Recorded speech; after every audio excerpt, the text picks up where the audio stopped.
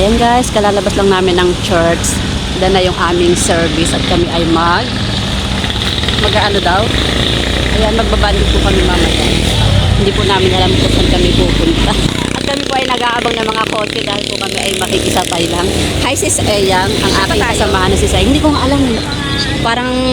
Alam mo, I like your face. Parang luminaw talaga. Ano pag ginawa mo? I-share naman yung secret. Hindi ko alam. Ang tagal ko na nga hindi na. Ay guys, sabi nila ang ganda ko.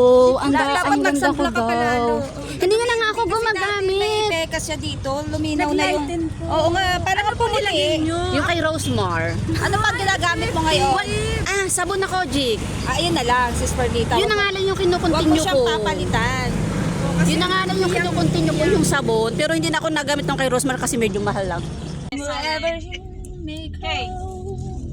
Parang lahat ngayon ipalabas, ano, face to face halos lahat ngayon. Sabi ko.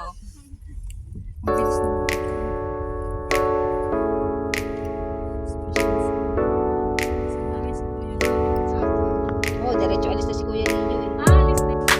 Anong lugar? Golf course?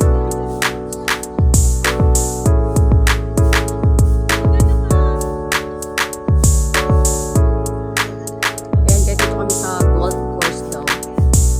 First time ko nakating dito. Ayan, nakaka-elevate po guys. Nakaka-elevate po ang body. Guys, ang ganda dito na guys. Nandito na kami sa loob. Pwede mag-gugod-love kami. So pretty. So pretty.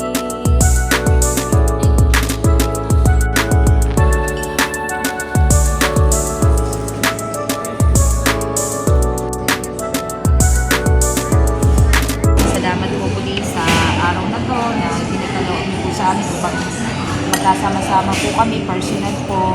At we pray din po Lord na i-bless niyo po namin na magsilbi po kalakasan namin sa araw-araw po namin na pamumuhay po na aming isigan na katawan. Maraming salamat po. Ito po yung dalangin namin sa pangalan ni Jesus. Amen.